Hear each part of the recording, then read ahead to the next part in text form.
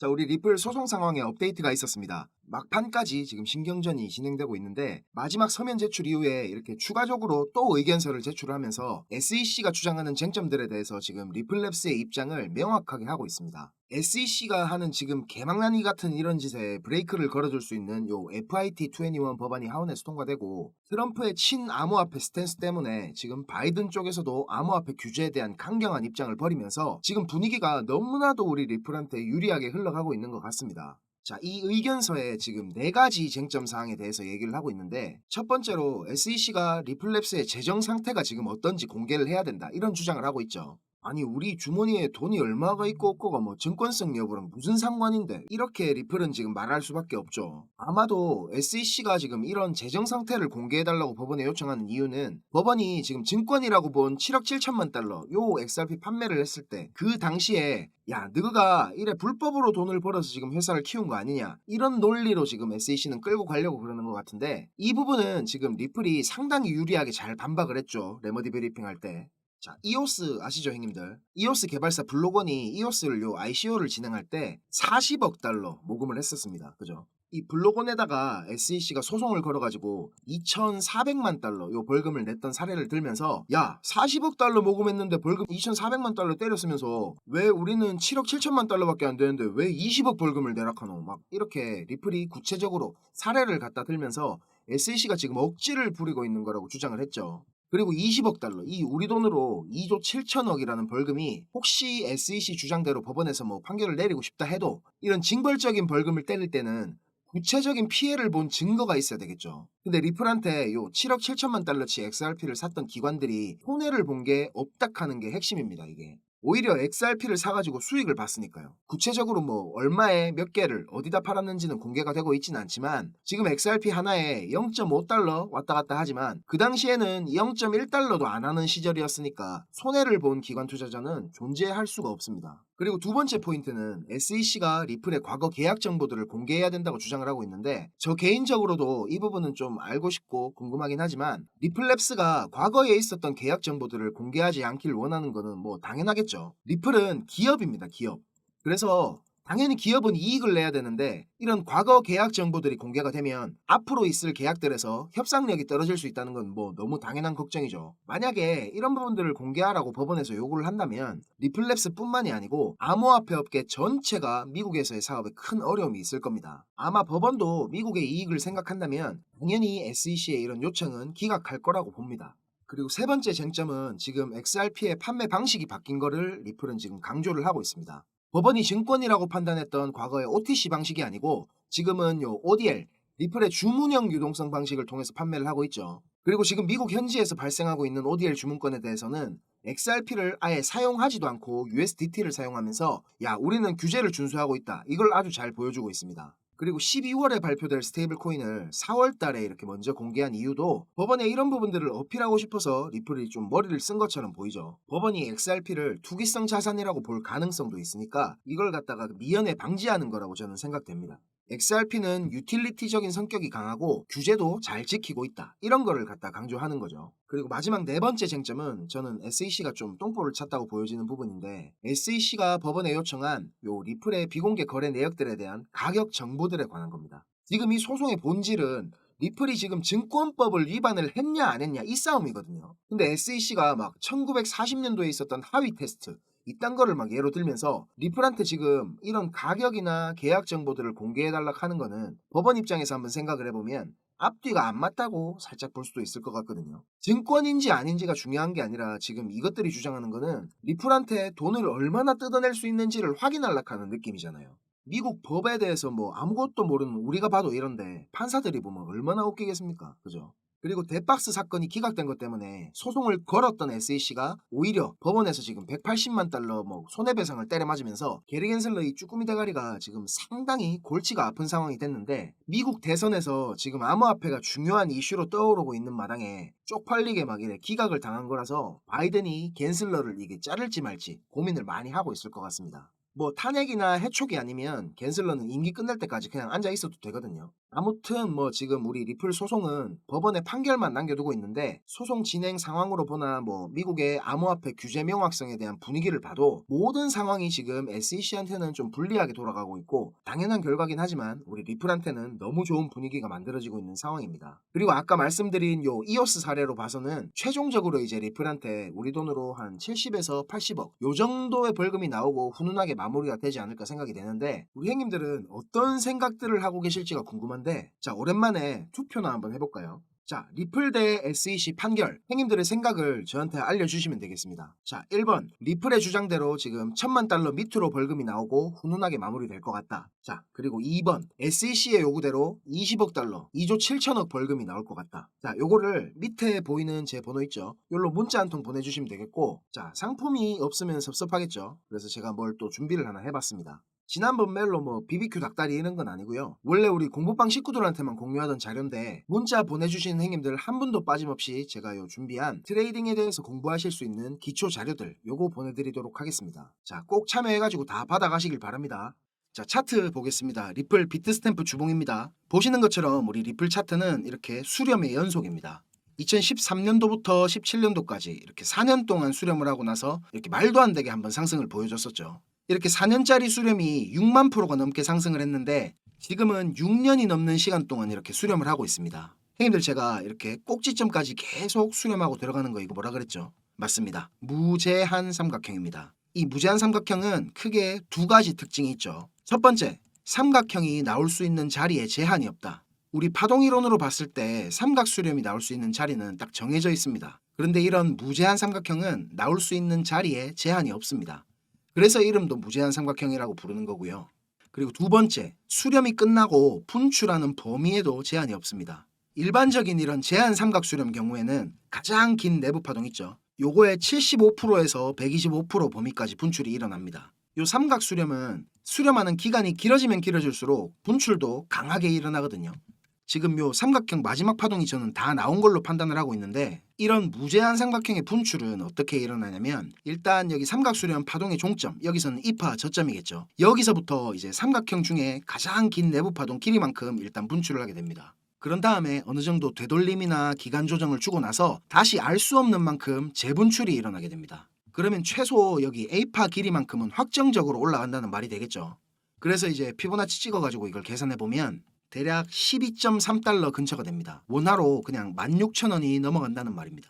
그런데 이런 4년짜리 수렴이 6만 프로 상승을 했는데 이렇게 6년짜리 수렴이 뭐 10만 프로까지 올라간다 하는 것도 훨씬 길게 지금 6년 동안이나 수렴을 하는 지금은 뭐 10만 프로까지 상승도 가능성이 있는 얘기겠죠. 자 10만 프로면 1000배죠 1000배. 1000배니까 리플 한 개에 뭐 700원이라 쳐도 70만 원까지 상승할 가능성도 있다는 겁니다.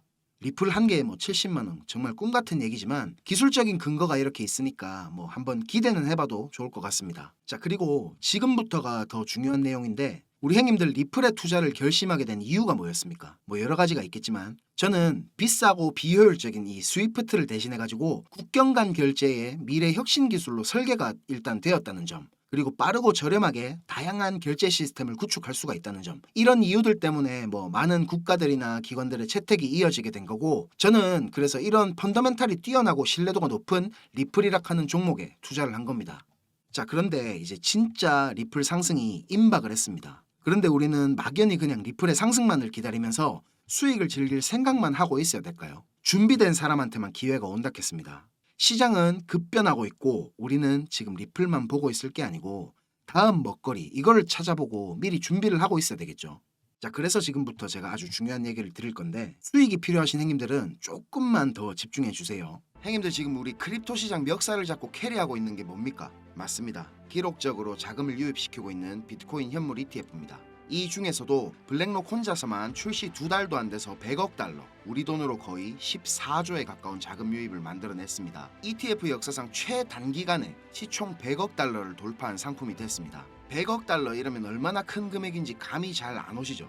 뉴욕 증권거래소에 상장된 ETF 상품들이 3,000개 정도 된다고 하거든요. 근데 이 중에 자산 규모가 100억 달러가 넘는 종목이 4%밖에 안 됩니다. 평균적으로 수년에서 길게는 수십 년이 걸리는 건데 블랙록은 이걸 2달 만에 해낸 겁니다. 블랙록 레리 핑크 회장이 예전에는 비트코인 욕을 엄청 했었죠. 뭐 돈 세탁을 위한 돈이니 이런 소리들을 했었습니다. 그런데 2022년부터 입장을 완전히 바꿉니다. 스테이블 코인 USDC 아시죠? 이 USDC의 발행사인 서클에다가 4억 달러 투자를 발표하고 나서 블랙록의 기관 고객들 중에 비트코인에 관심이 있는 투자자들을 조용히 끌어들입니다. 그리고 사모펀드를 하나 만들어서 블랙록 자체 자금으로 비트코인에 투자를 하기 시작했습니다. 올 초에 비트코인 현물 ETF 상품 IBIT를 내놓은 뒤에는 이렇게 말했었죠. 비트코인은 디지털 골드다. 금을 대체할 글로벌 자산이다. 월스트리트의 제일 큰 스피커 중에 하나인 레리 핑크의 이런 발언 때문에 비트코인은 금처럼 완벽하게 제도권 안에 들어온 가치 저장 수단으로 인정을 받고 있습니다. 세계에서 제일 큰 돈을 굴리는 블랙록의 CEO가 이런 말을 하니까 자연스럽게 뉴욕 거래소에 천문학적인 자금들이 유입이 되고 그동안 상장사 중에서는 비트코인 보유량으로 항상 최고를 달리던 이 마이크로 스트래티지를 제치고 블랙록이 세계에서 비트코인이 제일 많은 회사로 올라섰습니다. 이 뉴스가 나오던 시점에 27만 4천 개가 조금 넘게 보유하고 있더라고요. 어마어마하죠 진짜. 마이클 세일러 형님이 2020년도부터 비트코인을 사모았는데 4년 동안 사모은 양을 블랙록은 3달 만에 뛰어넘은 겁니다. 그리고 며칠 전에는 이런 일도 있었죠. 헤데라가 블랙록하고 파트너십을 진행하는 것 같이 트위터에다가 글을 올렸었는데 그리고 나서 헤데라는 하루 만에 가격이 2배가 넘게 급등을 했습니다. 근데 다음날 블랙록에서 뭔 소리고 우리 아무것도 안 하는데 이렇게 파트너십이 아니라고 발표를 했죠. 이 발표를 하자마자 가격이 40%가 넘게 폭락을 했습니다. 이거를 뭐 단순한 해프닝으로 볼 수도 있지만 조금 다르게 생각하면 지금 크립토 시장 주도권이 블랙록한테 완전히 넘어갔다고 볼 수 있는 거겠죠. 그냥 블랙록 이름만 살짝 들려도 이렇게 미친 듯이 펌핑이 오는 걸 보면 역시 블랙록은 블랙록이구나 이런 생각이 들었습니다. 힘의 차이가 확실히 느껴지지 않습니까? 자, 그런데 이런 공룡 같은 블랙록이 앞으로 주목하고 있는 섹터는 뭐일 것 같습니까? 블랙록뿐만이 아니고 크립토 시장 전체가 지금 주목하고 있는 분야죠. 형님들 지금 많이 들어보셨을 RWA 실물 자산 토큰화 이겁니다. 처음 들어보시거나 요거 들어봤는데 뭔지 잘 모르시는 형님들을 위해서 설명을 좀 드리자면 말 그대로 실물 자산, 우리가 갖고 있는 부동산이나 자동차 그리고 뭐 예술품이나 국채, 주식 등등등등 이런 현실 세계에 있는 모든 자산들을 블록체인에서 토큰화를 시킨다는 겁니다. 자, 그러면 왜 이런 실물 자산들을 토큰화 하려고 하느냐? 결국은 이게 다 돈 때문인데 예를 들면 진짜 비싼 이런 미술품이 하나 있다고 해봅시다.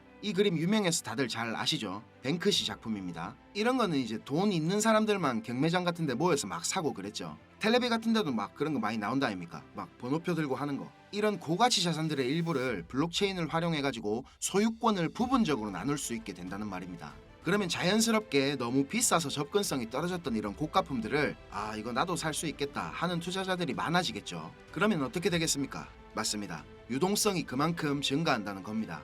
이해되시죠? 그리고 블록체인으로 이게 관리가 되니까 누구나 다 투명하게 볼 수 있고 스마트 컨트랙트를 이용하면 중간 과정에서 생기는 비용들도 상당히 줄어들게 될 겁니다. 최근 1년 동안만 해도 미국 토큰화 국채 시장 규모가 8배가 넘게 성장을 했거든요. 근데 2023년까지 전체 RWA 시장 규모가 16조 달러, 우리 돈으로 계산하면 2경이 훨씬 넘는 시장이 될 거라는 전망이 쏟아지고 있습니다. 2경, 이거 상상도 안 되는 금액이죠. 앞으로 이 RWA 시장이 어마어마한 먹거리가 될 거라는 말입니다. 이런 꿀통을 블랙록이 가만히 보고만 있을 수는 없겠죠. 지난 2월에 이렇게 블랙록에서 기관 고객들을 대상으로 비공개 컨퍼런스 한 거 요거 제가 여러 번 말씀드려서 다들 잘 아시죠? 정말 보수적인 기관 투자자들을 대상으로 하는 이런 자리에서 전체 포트폴리오에서 비트코인 비중을 28%까지 늘리라고 블랙록이 이렇게 파격적인 발언을 한 게 알려졌었죠. 겉으로 보기에는 비트코인 현물 ETF 출시를 앞두고 기관 고객들 대상으로 홍보를 하는 것 같은 자리였는데 자, 이거 제가 최초로 공개합니다. 이 비공개 컨퍼런스 안에서 더 은밀하게 VIP 고객들을 대상으로 하는 또 다른 비공개 모임이 있었습니다. 네가 거기 가지도 않았는데 어떻게 하노? 아직 저를 잘 모르신 형님들은 이런 말씀 하실 수 있다고 생각합니다. 충분히 이해합니다. 저 같아도 못 믿을 것 같거든요. 우리 공부방에 오래 계신 형님들은 다들 잘 아실 텐데 누군지 감이 오시는 형님들도 계시죠? 맞습니다. 형님들이 생각하시는 바로 그 사람입니다. 제가 영국에서 일하고 있는 정보원을 통해서 입수한 내용이고요. 저한테 이렇게 메일로 그 컨퍼런스에서 녹취한 내용이랑 PDF 자료를 보내줬습니다. 녹취 파일을 제가 꼼꼼히 다 들어보고 정리를 했는데 귀들 아시죠 요거? 블랙록이 얼마 전에 처음으로 출시한 RWA 펀드입니다. 출시되기 한 달도 전에 이 자리에서 벌써 비들이라는 이름을 쓰면서 출시를 예고를 했고, 비들이 출시되면 가치 상승이 예상되는 코인들도 브리핑을 하면서 VIP 기관 고객들에게 수요를 조사하는 내용도 녹취 파일에 들어있습니다.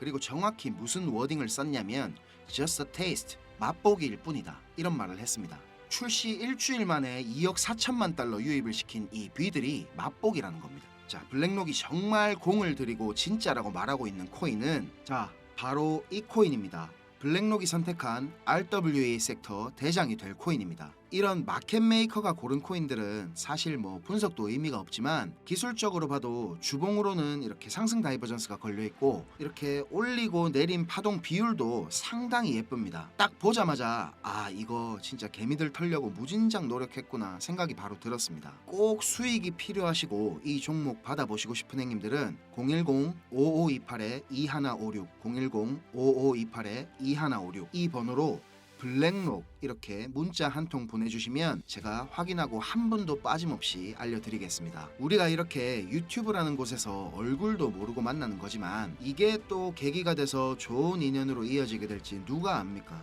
그렇죠? 자, 영상 시청하시느라 고생 많으셨고요. 저는 다음 영상에서 더 좋은 분석과 소식들 가지고 찾아뵙겠습니다. 감사합니다.